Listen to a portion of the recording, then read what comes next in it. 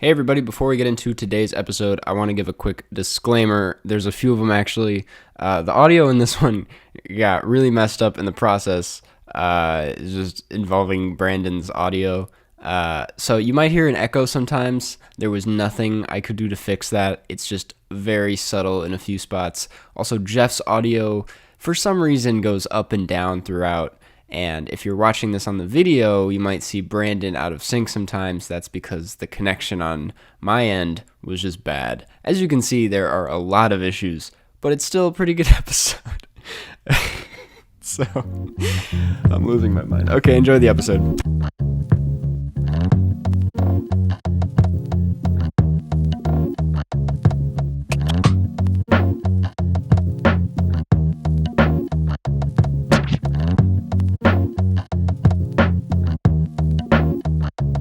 Hello, welcome to the 95th episode of the Carscast Moviecast. Jeff, real quick, in terms of area, what is the largest borough in New York City? Queens? Yeah, actually. Nice job. Hey! Nice job. Cool. With that out of the way, we have a special guest today that I'm super excited about. I'm sure Jeff is super excited about.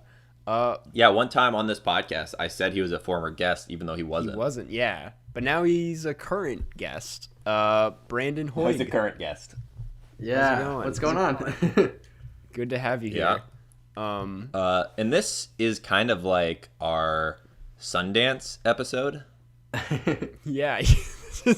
And the reason I say that and did a weird, like, whatever that head movement I just did was, is that Brandy, our guy over here, has a film that he shot in Sundance. Yeah, I do. That's pretty exciting. Yeah, it's super exciting. Yeah, I mean, it still feels like it's not like an actual thing that's happening, but no, I'm super stoked about it. So yeah, I was gonna ask you, like, and I mean, it hasn't really started yet, but like, what has the way of getting the film out been like virtually? Like, is it weird at all? Like, what has it been like since you got into the festival? Yeah, that's a good question because, like, normally I feel like the thing about Sundance as a filmmaker is that you get to go and you get to, like, meet all these people and stuff. Yeah. But Sundance is doing, like, a bunch of, like, virtual meetups for filmmakers, but that stuff hasn't happened yet, so I think it's like early February that a lot of that stuff is going to start happening. Right now, so far, it's really just been trying to get, like, friends and family and people to, like, get festival passes so that they can see the film when it comes out. But yeah, yeah, I'm looking forward to the networking aspect of it. For sure. Yeah. Do we want to talk about the film a little bit? Yeah. I don't even think we've mentioned the title of it, right? Yeah, we haven't at all. We've been, like, very ambiguous about the whole thing so far. Yeah. It's the title of the film is BJ's Mobile Gift Shop. It's in the shorts portion. I think it's the first shorts program in Sundance. If somebody is interested in watching the film, you can purchase an Explorer Pass, and then that, like, pass will grant you access to those short films. I've been fortunate to watch the other films that are in our like program, and there's some really incredible stuff in there. But yours is better. 100% recommend people to get the pass and check those films out. And yeah, it's just an honor to be programmed with some of those short. Like, there's seriously some incredible work in there, so I would check it out for sure. Yeah. So Karsten and I both watched your film, right? We did, yeah. Karsten has an alarm going off real quick. Yeah, someone's cooking something in the kitchen. Gotcha, yeah. Such a hot short film. Yeah. But that was the good short film alarm. Yeah. But I really loved it. At least I did too. Hell yeah. I'm glad that, like, it's a... What are you going to say, Jeff? I was going to say, it's like it made me miss Chicago. That's what I was going to say. Even though it's a very quintessentially Chicagoan film.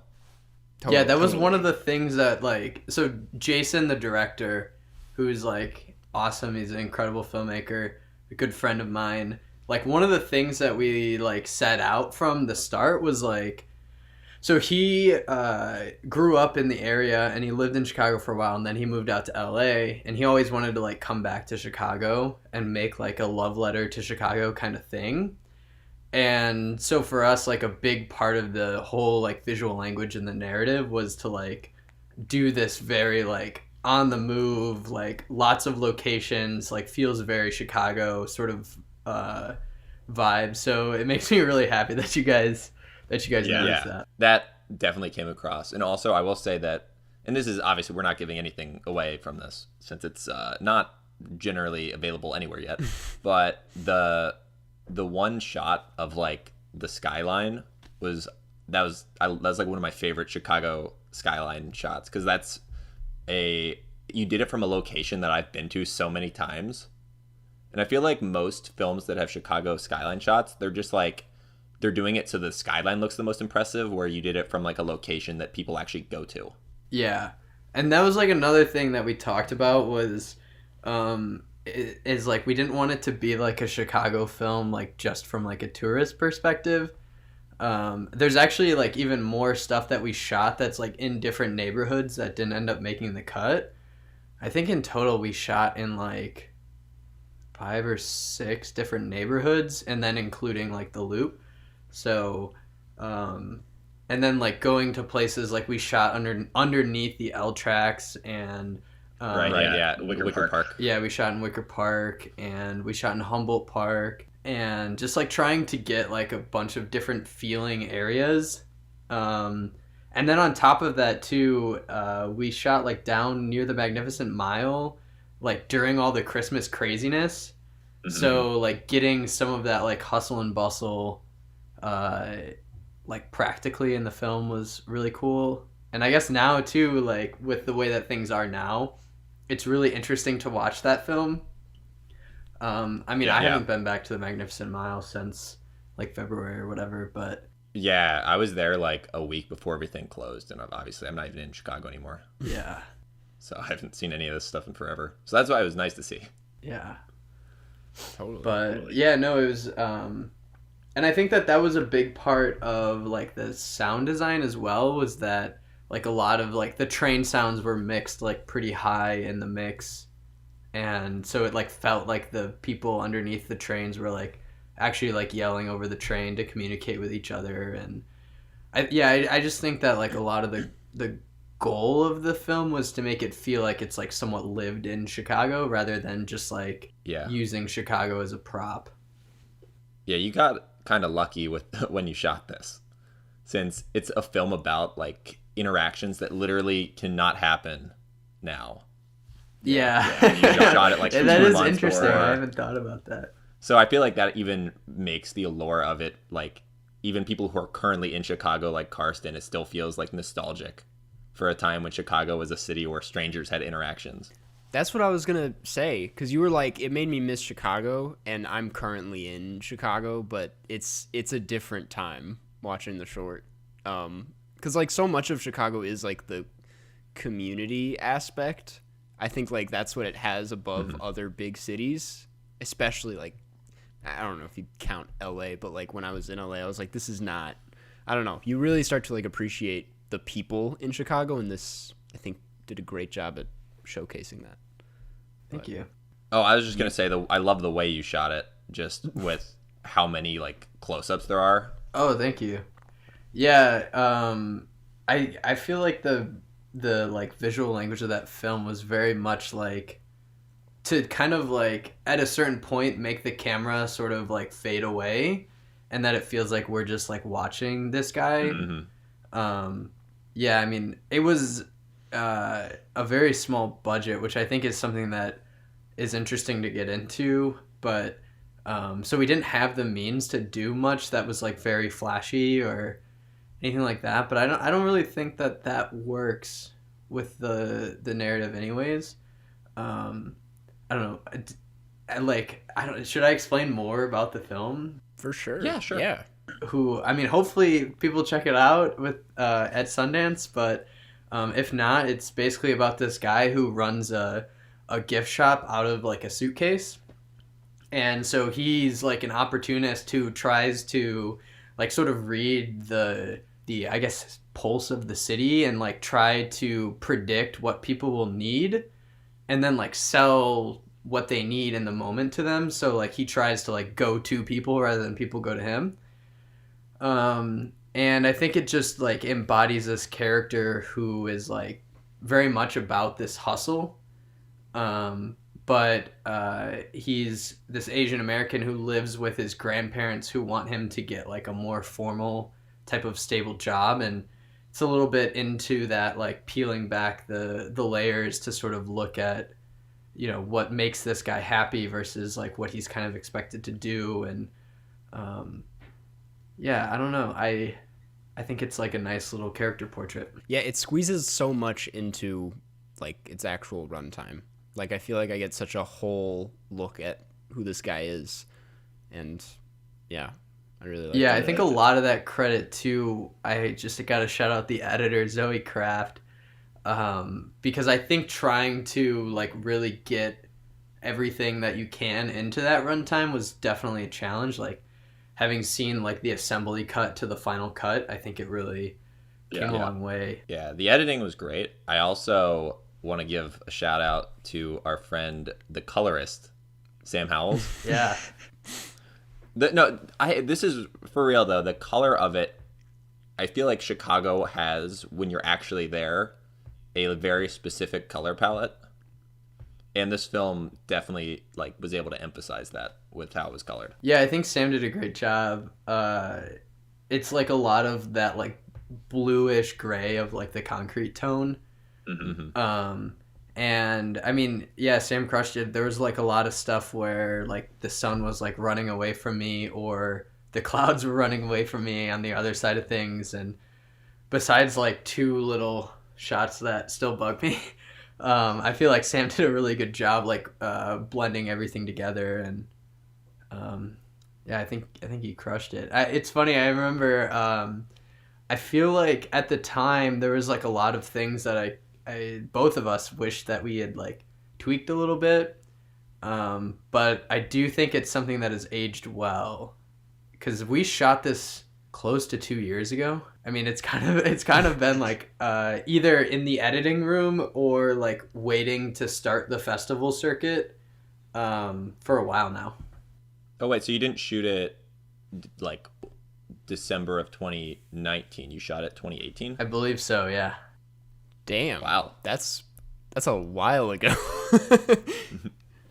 And it was like pretty early in, because at that point I feel like I'd only been shooting seriously for like 2.5 years maybe. Yeah. So it was like pretty early on in my sort of like process, but that's awesome. Well, you can't tell. Yeah. What camera did you shoot it on?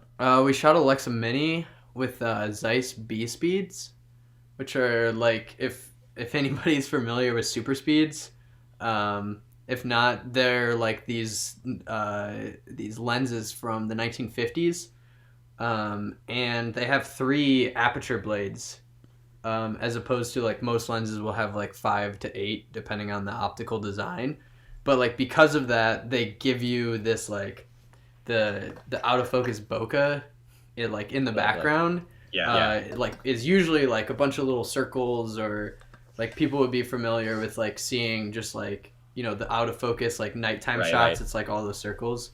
Or like Christmas lights is like the classic one where it's just like a bunch of. So instead of being circular, because of like the triangle, 3-blade aperture design, they have like these triangular like shapes in the out of focus area. Yeah, that just registered with me now because there was one shot specifically where I'm like, my brain was processing that they were triangles, but I was like, something's slightly weird about this, but I didn't like. It wasn't like strong enough for me to make like a huge mental note to be like, wait a second. Yeah, especially in the Christmas tree shot at the end. You really feel it. I was like, something feels weird about this. Yeah, they're fun little I explained lenses. But yeah, it was gosh, what is the there was like an equipment rental house that really helped us out. Divisionist Films. They helped us out to get the Mini, which was really cool. And then my buddy Steven Wester at Atlas Lighting, he hooked us up with the B-Speed. Just gotta shout everyone out, you know? Yeah. If anyone's looking to get lighting rentals, go to Atlas Lighting in Chicago. I do want to touch on this, which is like semi-unrelated to the film, but I imagine like some of our listeners are considering like pursuing the DP route or like just any side of that. And we haven't really, I mean, we've had Nick on, but we haven't had a ton of like DPs on the pod. And I just wanted to see if you had any like advice for people who wanted to go into that field. Yeah, I think a couple of pieces of advice that I would have is first of all, like just kind of experiment with things and don't be afraid to make mistakes when you're shooting. I think that's kind of a thing that a lot of cinematographers when they're first starting out is, you know, like lighting is very scary. There's like a lot of variables and stuff, but it's okay to make mistakes with that. And you're only going to learn from that moving forward. I guess some other advice too is to like kind of reach out and try to find like some sort of mentor people that have, you know, are doing projects that maybe you would like to be doing, or, you know, you like the style or whatever, and just try to just become friends with those people and expand your network that way. What else? I would say watch movies. I mean, that's like the obvious thing, but I think that I would say watch movies in the sense that you're trying to like gain all kinds of different ways to shoot things. Like you're like analyze how someone like lit a scene. Yeah, like I think it's really important too to sort of take a step back and think about why a certain scene or a certain movie may be making you feel a certain way, because it's oftentimes very intimately related with cinematography.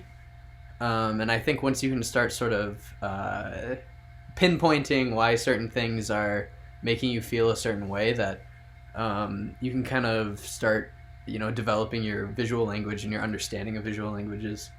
And then the other thing too, I think is, and I would say this for like anyone who's trying to get into the film industry, is like, don't just be interested in cinema, like be a human being as well, and like, you know, try to like have hobbies and, you know, enjoy other forms of art and things like that, because I think, you know, just being sort of open to like the real world sort of makes it can kind of naturally make your work kind of resonate with people who are also living in the real world. Unless you're a first AC, then you can just be interested in cinema, right? Yeah, then you can just worry about pulling focus. Sweet. But yeah, I would also say at the end of that, if anybody you know, wants to reach out to me or anything, my Instagram, you can just DM me and I promise you I will respond. I don't get that many DMs. Yeah, follow. Yeah, plug your Instagram. What is it? It's H.EG. There you go. For See, sure. the period is like an O. Right. Or just look up my name. Right. My name, Brandon Hoeg, so it'll be on there too. Hoeg. Hoeg. Hoeg. But yeah, feel free to reach out. I love talking to, you know, and just networking with people who are in the industry. So Yeah, totally. Well, that's pretty cool. I don't know if you have anything else to say, Jeff, or if Brandon, you have anything else to say about the short. But we could. Well, you know what? I'm just gonna give Brandon a quick curveball. Oh. And this is just for people who are like just starting to be DPs. When you are encountering a scene, just like generally, what would be the first few steps of like deciding how to light it? In terms of like, well, I think there's kind of a bit of a process that I go through, and I am like a very lighting focused sort of person, but very basically, I try to figure out what is sort of like a natural way that characters can move through the space, and obviously that's working with the director on the blocking and stuff. And then, next I try to, generally speaking, try to place light behind the characters. So if it's a situation where there's like a big window in the room and you have two characters and they're talking to each other, shooting like towards that window where you can motivate that light source and get that like far side key from them. I think that thinking about all of your shots at once too, like doing overheads, especially when you're starting out, to like understand the geometry of the scene, is super important, because you could learn that later on this character has an action where they like turn around and have some action back to the other character, but now they've like worked themselves into a corner, and so like you just have to think about what you're gonna do when you get to that point. So I think I don't know if I answered the question at all, but I would say just try to understand like the geometry of the entire scene. Mm-hmm. And I think that that's something that a lot of people who are starting out forget about. It's really fun to just focus on like, the two shot or like the single of your hero character. But also understanding like the geometry as a whole and like taking a step back. I think I think that's probably one of the most important things, and then from there you can kind of start placing your light. And I guess to answer the question more specifically, like in lighting terms, generally speaking, try to put the light behind the characters and then start motivating from like realistic sources that we can see. So like an example of that is like windows, or like if there's a computer screen and the character's looking at the computer screen, like you can motivate that source of light like pushing into the room more, or like a lamp. That's like a super common one. And I think people who are just starting don't understand that like light, like motivating light, the actual source of the light is not the thing that's motivating it, right? So when someone has a shot of them looking at a computer, the actual computer is not generally going to be what lights their face. It's going to be like a light where the computer would be. Yeah. But also like if you're starting out, it's sometimes it's cool to sometimes you need to do that because you don't actually have access to any lights, for sure. I just mean, I think that's like a big mental hurdle just starting, is realizing that you're just pumping in like a bunch of extra light that is just pretending to be things. Yeah, We're talking about at like the very beginner level, like my level. I'm like, wait a second, how is that lamp that bright?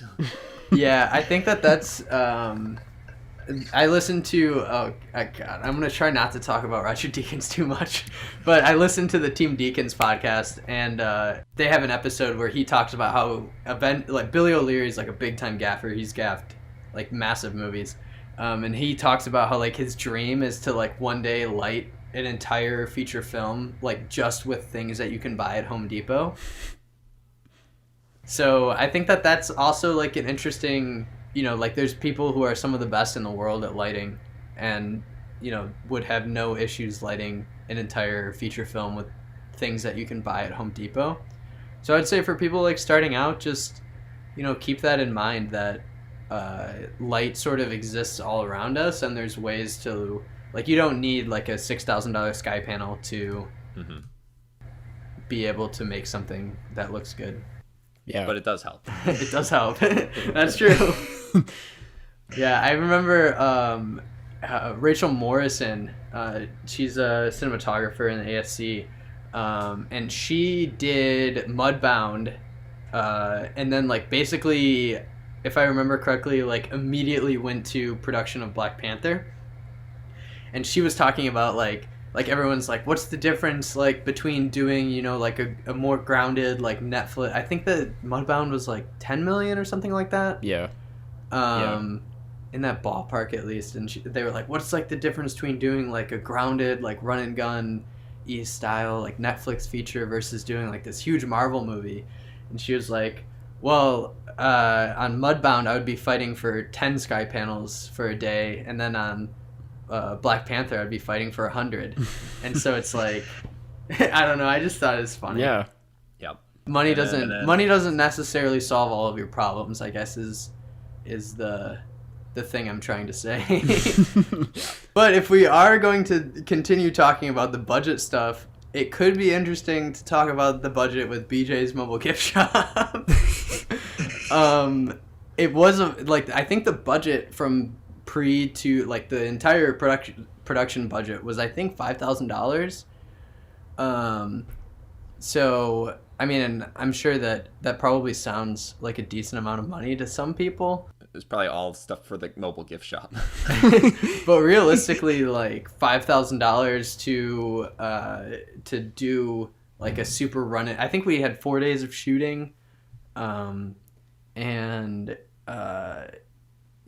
to have a film that is so low budget, that is in like a shorts program where, like, I know for a fact there's like a like $400,000 short that's in our program.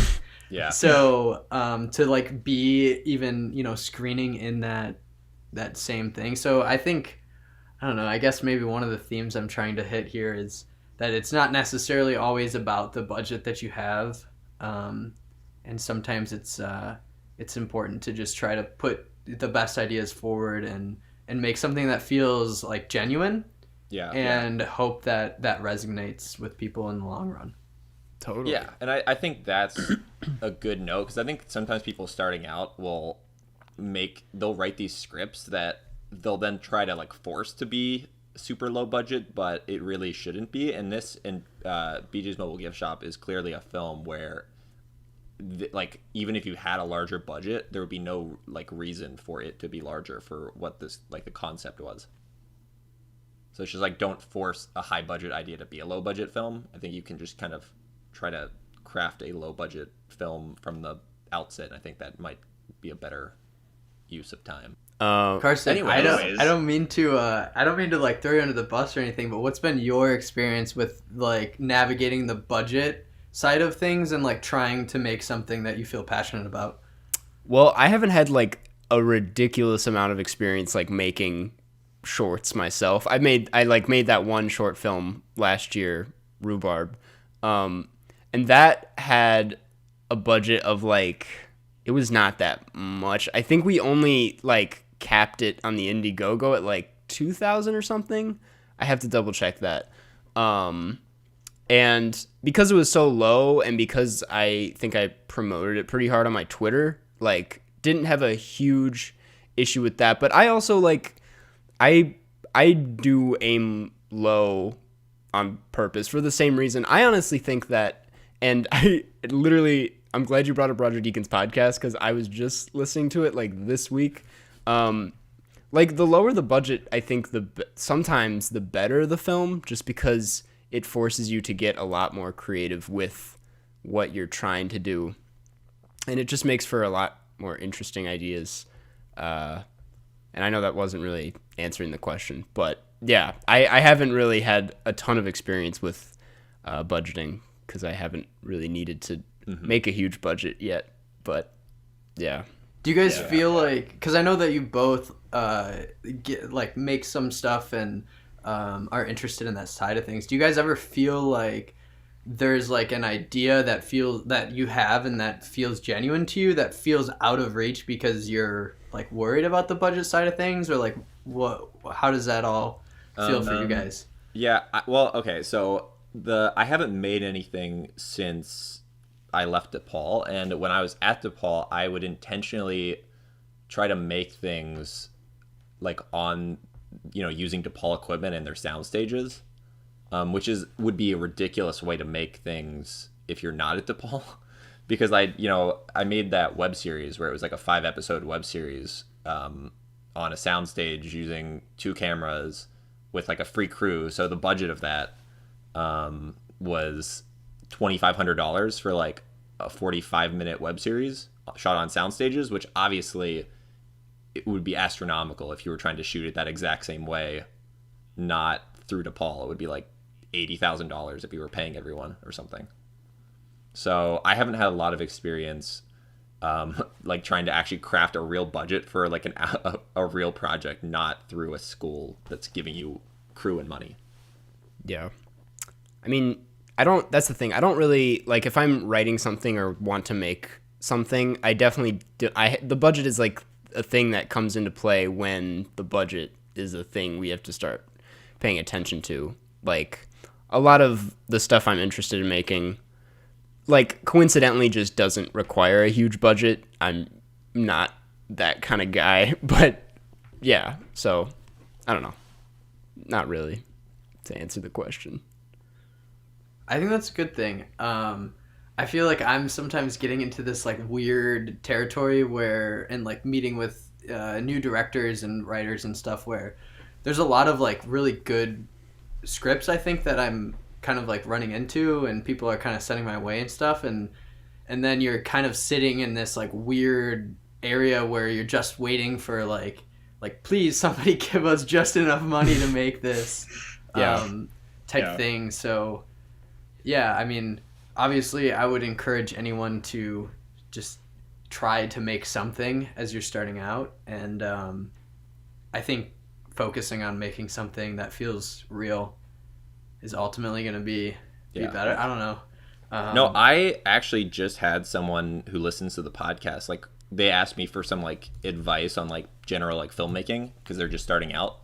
And then like a few days ago, they sent me like the finished product of the film they made, and obviously the budget for it was like nothing. But it was like told a story, and it was like reasonably shot.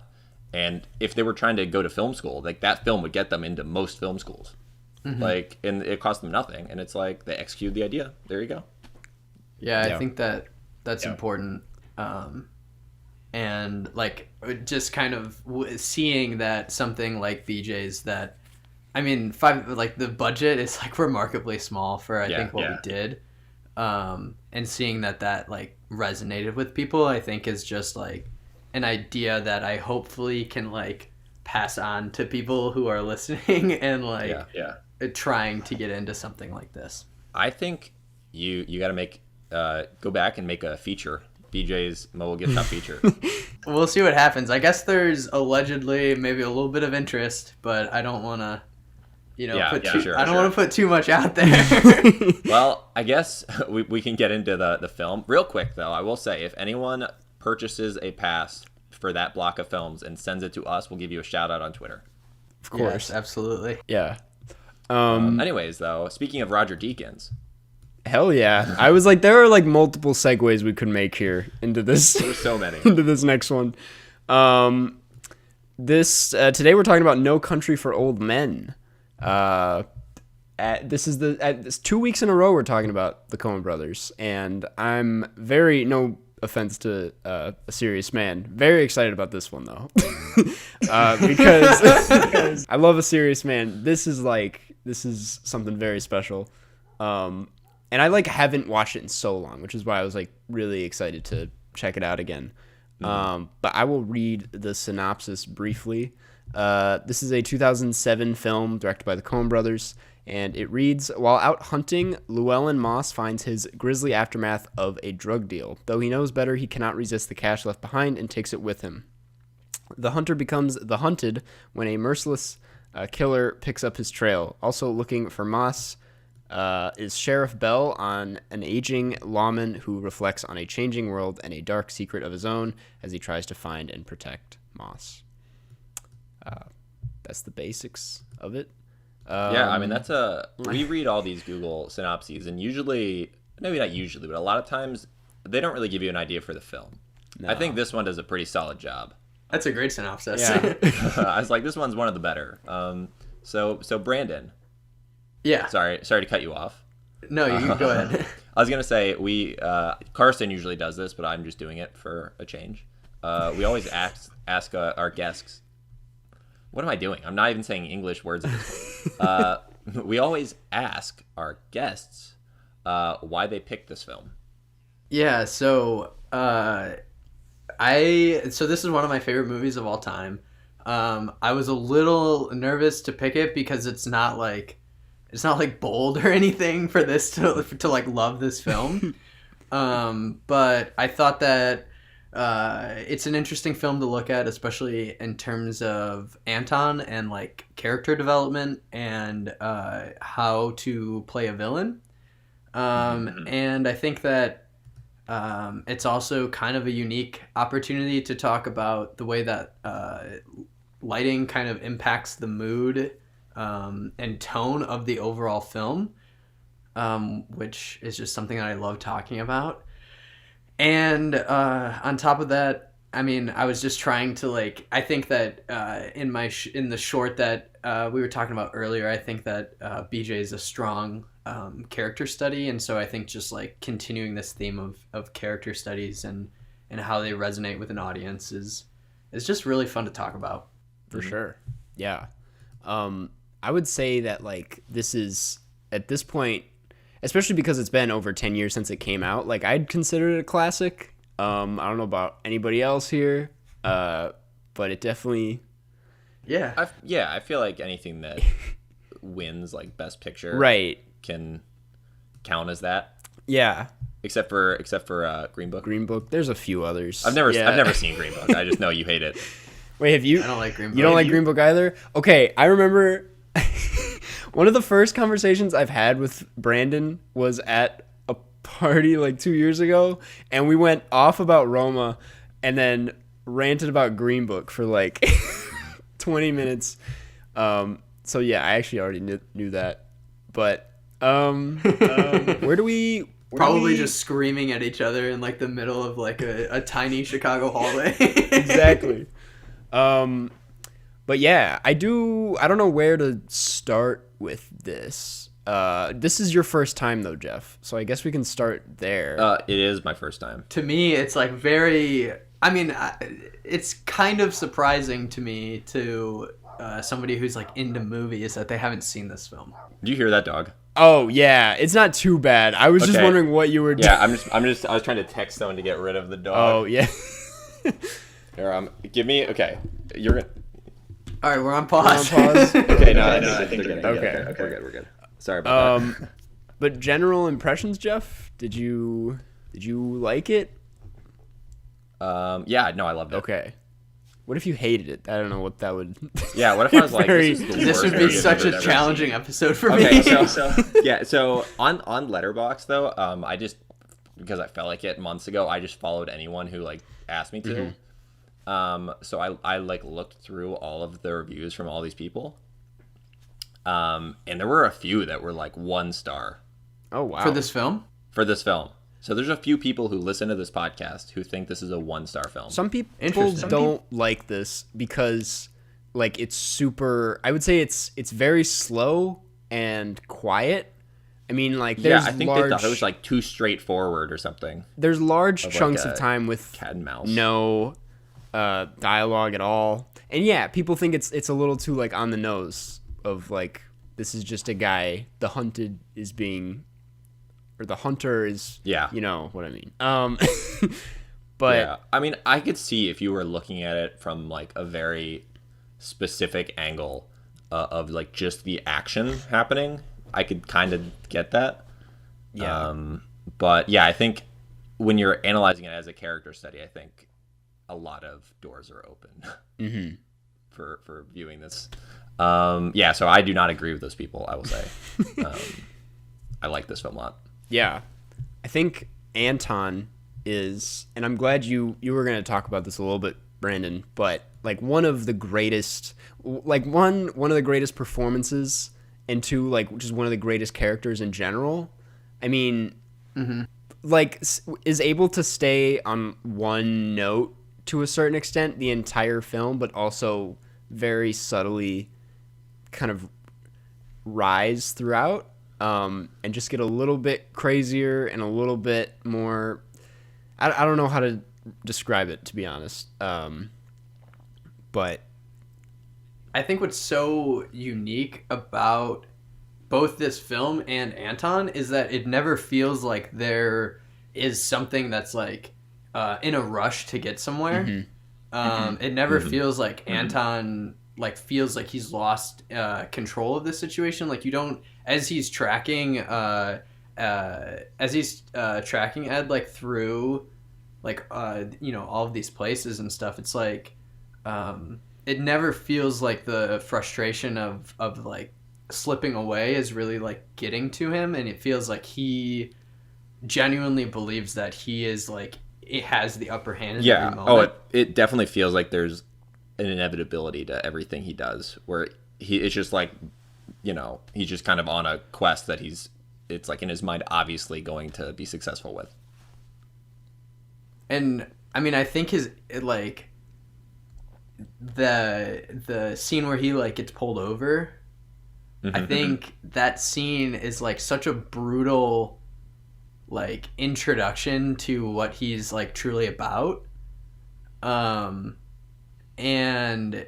like it just makes him feel like so like the weapon design as well. It just like is so menacing, and I don't know, it feels like he is so like succinctly a unique character that you think is like just insane, but also then you have the incredible coin toss scene. It's like such a controlled thing. I think that's really interesting, is that he has like a limit, he has rules that he plays by to an extent, and I just think that that's so interesting. Someone brought it up. I can't remember if it was Jeff or Brandon, but just like it's kind of, I don't want to say it's a predictable movie, but a lot of, like you said, his decisions are inevitable, and you kind of know before he does something that he's already made up his mind. And that's just, it happens like every 10 minutes, it feels like, at a certain point. And that's kind of like what I love about this movie is it is inevitable, yes, but it still somehow keeps you on the edge. I don't think there's like necessarily something wrong with a film being like quote unquote predictable. As long as I could easily make an argument that Drive is a very predictable film. I'm on the same page here. So I think it's about like what that filmmaker does within that narrative. Right. It's like, I mean, it's actually a tool you can use. Absolutely. Where, like, having knowing what's going to happen, but the character not knowing. Yeah. I also feel like the border scene is really not that predictable. No. Okay. Like, if you told me that the first time you watched that film you knew that was coming, I would say you're a liar. There's no way. No. Yeah. That's a great point. I don't know where I was going with that. This is my second time, but the first time I saw this was in like 2008, 2000. I didn't see this in theaters. I was a baby. So you were what? You were like 3? Yeah, I was around 3 years old. That's the math. I also just like wasn't that into or familiar with films at that time. It just hits completely different. It did feel like the first time watching it now, even though I knew what happened. It does such a great job. I compare a lot of things to Parasite because I think that's just kind of the cream of the crop as far as like leaving you on edge and having that rewatchability. And I don't know, I feel like I can get something new out of this one every time I watch it, the same way I can with that, because it's very specific and straightforward, but also has so many different characters with so many different things to offer. And it's not about the reveal. Like, no. That's why it's so easy to rewatch it, I think. Because I definitely could see myself rewatching this like next week. Yeah. It's about... you know what, Brandon? You tell us what it's about. I mean, I think that there's... like, aside from just like talking about Anton and Ed, is like... you have like the strangulation scene of the deputy in the beginning, and like you just get so much, you're told so much about where we are like in the country, like by seeing like the way that this police station looks, and just seeing like the way that the deputy like carries themselves before they're strangled, and you see like so much of this like in Anton's face as just like completely, you know, emotionless as he strangles this dude, and you have, you know, this incredible shot of like all the heel marks all over the floor and all this stuff. I mean those are like images that just like stick with you as you continue to watch the film. You like understand like the brutality of this character. And I mean you also have like Chef Bell's secretary, like, you know, that wide shot before he even comes in, and she's like sitting at the desk, and she's just like, everything's like, you know, immediately who this woman is. Yeah. And you know, there's, and like Carla Jean's mother, and you have like the poolside woman, and then you have the like badass dudes that like roll up in the truck, and then you have like the store clerk, and you just have all of these people that in without using like any sort of like traditional narrative like expose, like it's all visual language that you feel like you know exactly who all of these peripheral characters are just through like seeing the world that these people exist in. Totally.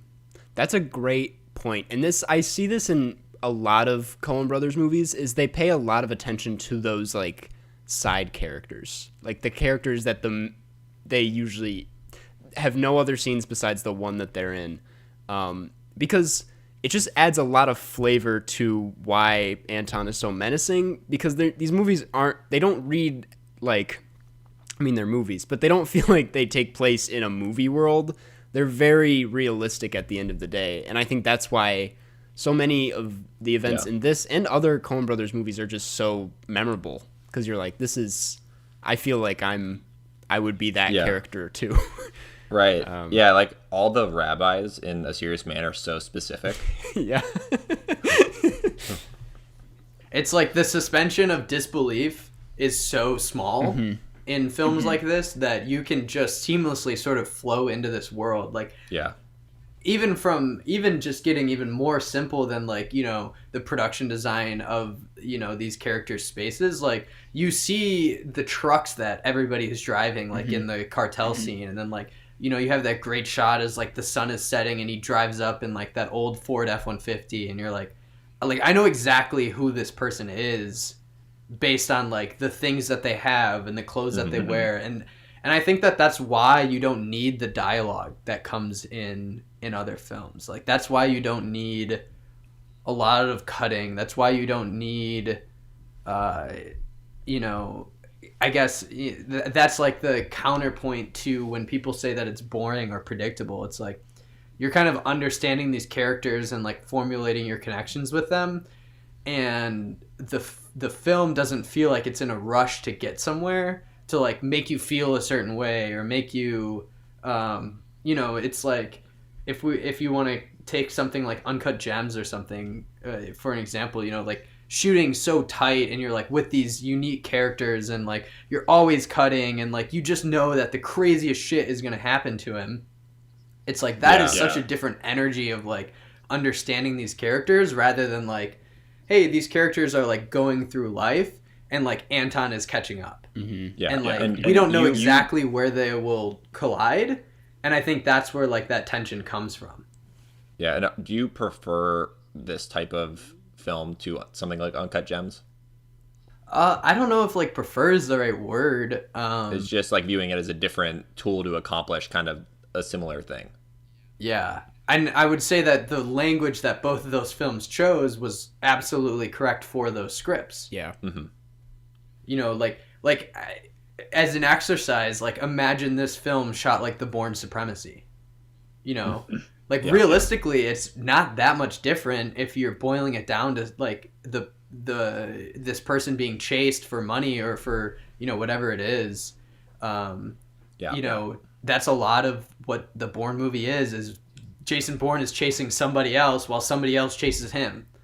You know, it's not like it's a never before seen like cinematic theme or something, but I feel like it just the ability of the film to slow down and like sort of let the characters interweave with each other and like be in their normal lives, is what sets it apart. You know, the film, I've said it, like, I feel like I've said it way too much, but the film isn't in a rush. No, yeah, totally. I hate to use this word, but it's borderline psychedelic. Like, that's the best way I can describe it. I don't know if anyone here has seen Dead Man, that one Jim Jarmusch movie. You have? It's sick. Yeah. It's this, like, I can kind of see a little bit of that in this, just in the way it embraces the, like, trudging through the West vibe. There's the one fade of, like, the blood on the carpet, and it fades in with the brush in the desert, kind of near the end of the film. And it's very subtle, but very slow, and the carpet matches. And I'm just like, that's exactly what I'd want out of this movie. And I think that also enhances the, like, experience of kind of leaning into Anton's head a little, you know, just not really, you've already said it before, not in a rush to get anywhere, and kind of embracing the, mundane a little bit, but yeah, I don't want to say mundane, but just like the space.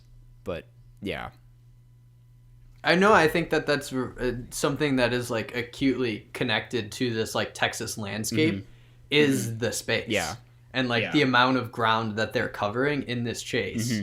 I think it's also worth discussing is like, is how unclear like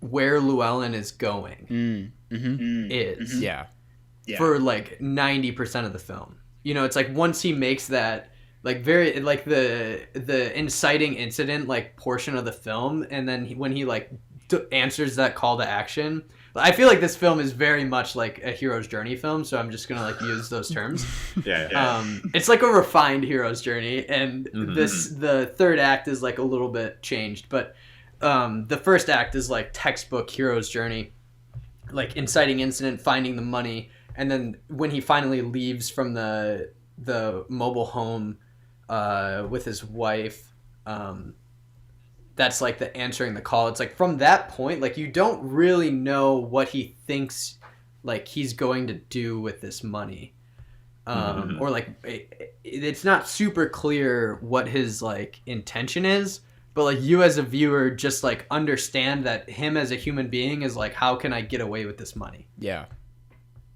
And I think that that's something that's also really interesting, where like you are like sort of rooting for this character to like get what they want, even though it's like a crime, and you also don't really know what exactly it is that they want.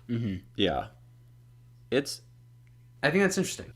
Yeah, it's interesting how this is a film like about bad choices being rewarded and like good choices being like punished. Yeah, kind of. Yeah.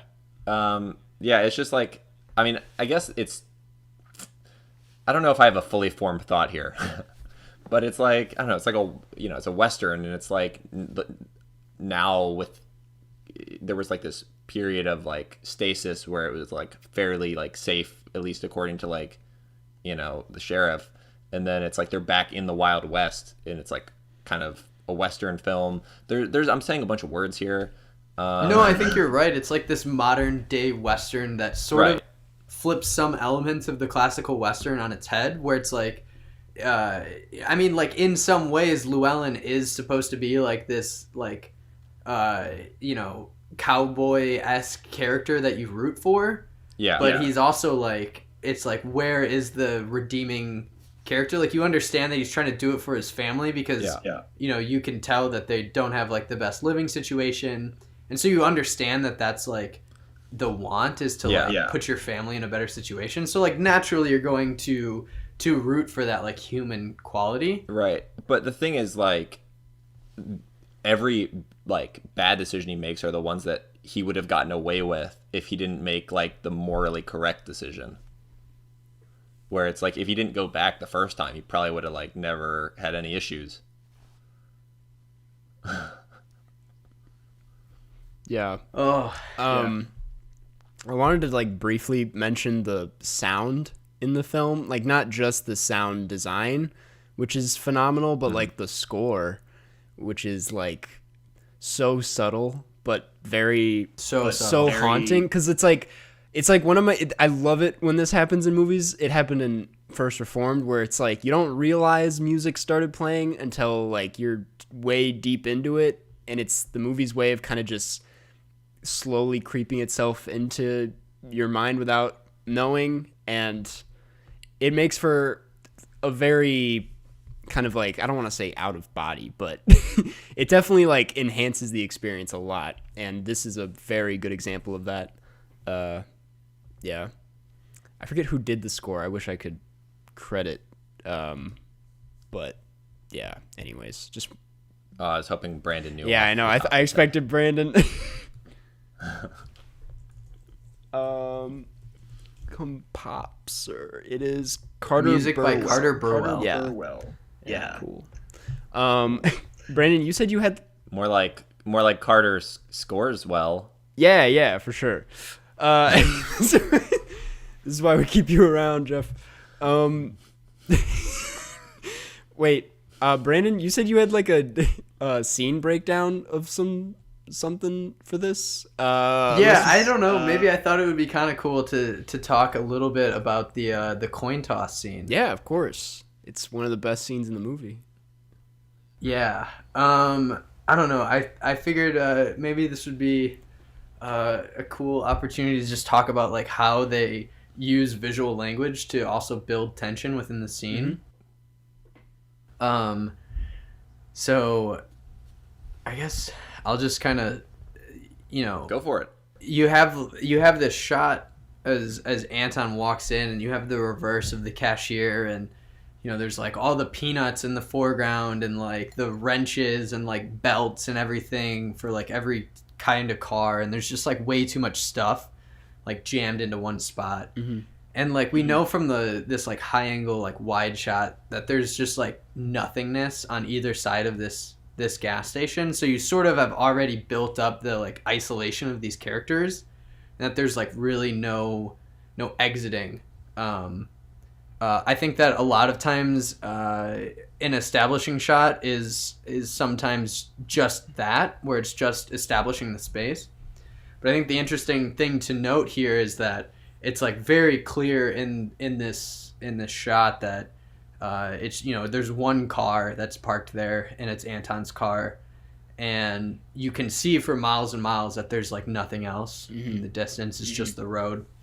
And so it really subconsciously lets you know that like these people are in a bubble, and there's like there's no one else, there's no one coming to rescue, there's no it's these people are connected through this scene. And you sort of know immediately with that shot of the cashier like what kind of place this is. It's like they try to do everything. This guy is just like your classic like southern Texas like I don't know. Yeah, he's like exactly the type of person you would picture if someone said, who works at this gas station in Texas in 1980? And so you see that he's like kind of doing this bookkeeping, and you have Anton, and Anton really like avoids eye contact for most of this conversation at the beginning, which I think is really interesting, until really doesn't give this person sort of like a face-to-face interaction, but is like he's like eating I think they're peanuts that he's eating, and like looking down and is asking to purchase his gas, and finally he like when you see that like look up, you just have these like two characters that are stacking, and like that at this point that they're like in this together, and you have that like sort of tension building, and the score starts coming in like very slowly, kind of how you were talking about, Carson, whereas like you don't realize that the score is there until the score is there. Yeah. And it works so beautifully, but you know, I feel like this scene just does such a good job of placing the power of Anton. Like, you know, he's on the right side of the screen. He's larger. You know, he's at the beginning. He's always placed in frame with the cashier as well, and so you have this sort of like dynamic between them where you know that Anton is like boxing this character in and is dominating over this character. And on the flip side, you have the cashier like shown usually in a clean single through most of this scene where he's by himself. And you know, you don't really get any close-ups in this scene until you get to the coin toss and you see the reveal of what it is. And so I think that just the way that they craft this sort of back and forth, and then finally you get that close-up of Anton. And at this point, like, the tension is just like, you know, you don't know what's going to happen to this innocent cashier at the side of the road. Yeah. But it's also a very important scene in terms of character development, not just the visual language, where you know that Anton also has some like rule. He has some sort of like rule set that he isn't going to break. And so, you know, I think that, you know, there's some like, I want to say that at one point it was like there's like 11 shots or something in this scene. And like really the only changes between them is like a little tighter, or like you have like a dolly move where you come across. But it's just this, you know, it's really not that many shots to build all of this tension between these characters. And I think that this is just a great exercise, especially, you know, earlier we were talking about like people who want to start getting into cinematography. This is like a great scene to look at, like why this tension is building and like where they put the characters in the frame. And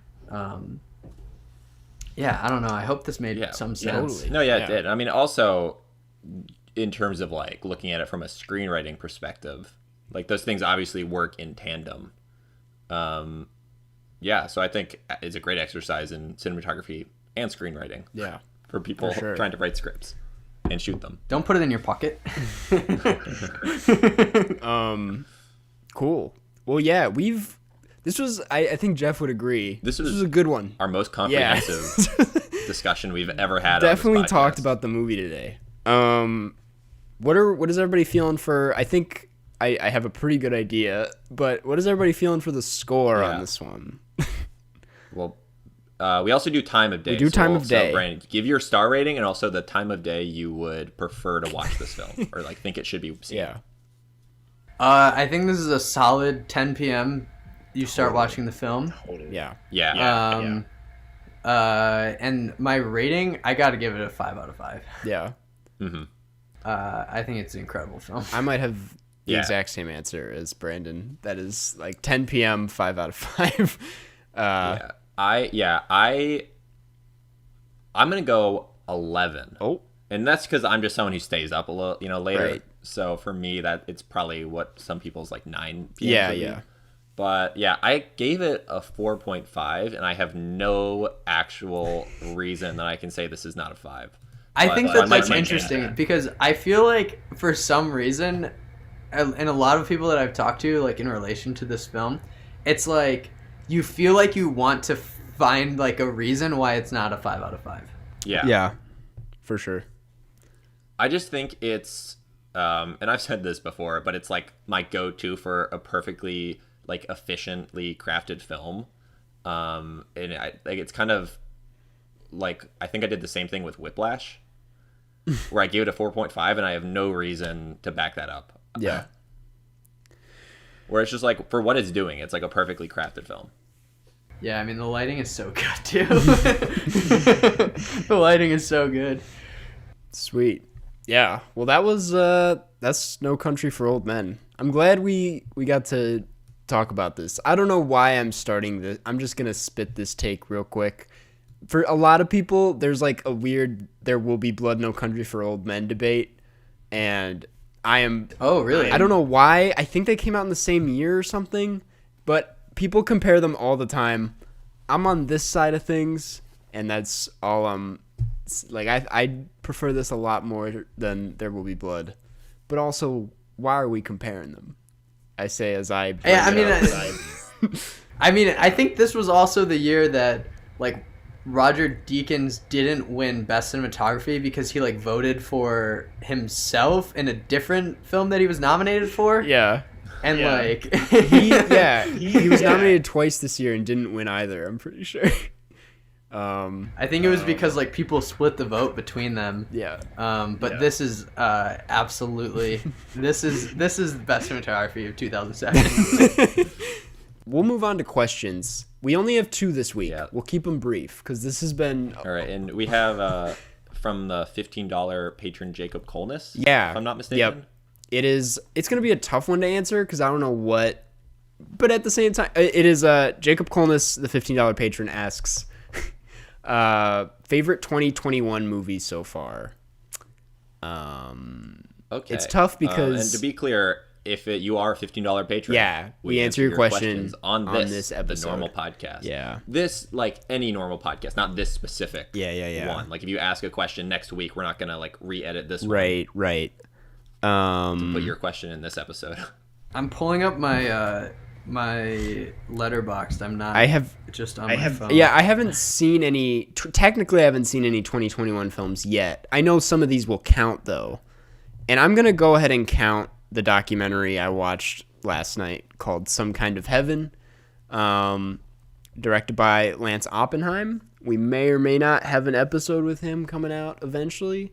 But yeah, the documentary "Some Kind of Heaven," I think it just went wide today. Really good documentary about the villages in Florida. Yeah, I honestly don't know if I've seen any 2021 releases. You have yet. seen BJ's Mobile Gift Shop, which is why I was like, that does count. count. So I mean, honestly, I think by default, it's still a strong choice, but it might be by default. Yeah. So it's a 2019 film, but I don't think it, at least to me, it wasn't available to see before 2021. Sound of Metal. Yeah. Sound of Metal. Yeah, I mean, if that's eligible, I'd probably pick that. We did that a few weeks ago on this podcast. Right. Okay. Right. But it's a great movie. But as far as like movies that I can't find anywhere, but I'm trying to find is Nomadland, and I'm not sure if it's pronounced Minari or Minari. Minari, yeah. Minari, yeah. I really want to see that film. Nomadland, I think today was just announced that it's coming out on Hulu, like at some point. Nice. I saw that somewhere. Now I have to look up that real quick. Yeah. But anyways, we have one more, and I'm curious about this one. It comes from Shama5115 from the subreddit, and it is, do you guys play any instruments? And if not, which one would you want to learn? Yeah, okay. So I play a lot of instruments like very poorly. So it's like if I'm using a recording software, I can play them enough to play like different notes and chords on them and then like kind of mash them up together. Yeah. So yeah. I have like a mandolin. I don't know why I said that first. I played that like 2 times. One of them was for I'm Just a Mantis. Yeah. Yeah, I have like an analog synthesizer. My parents now them with them. They have like a actual piano. I have an electric guitar, a bass guitar, which I've played 1 time. I have a bunch of random stuff. I have a tambourine. Does that count? That counts. Yeah. It's percussion. Yeah, just like a bunch of random stuff. Yeah. How about you, Brandy? I played piano. I played for like, I don't know. I played for a long time. The thing is, you do have a piano kid. Yeah, vibe. I was gonna say it's like unsurprising that for makes some sense. reason. I'll take that. Surprising. Like you seem like you tickle the ivory. I really wish that I could play like a tenor sax though. Yeah. Yeah. Oh, I just had so I worked with Brandon at DePaul for like a couple of years. And I just remembered that one time when I made you try to sight read Boston by Augustana on the Cinespace piano. Yeah. And you mostly could do it. So you know what? Confirmed. Brandon plays piano.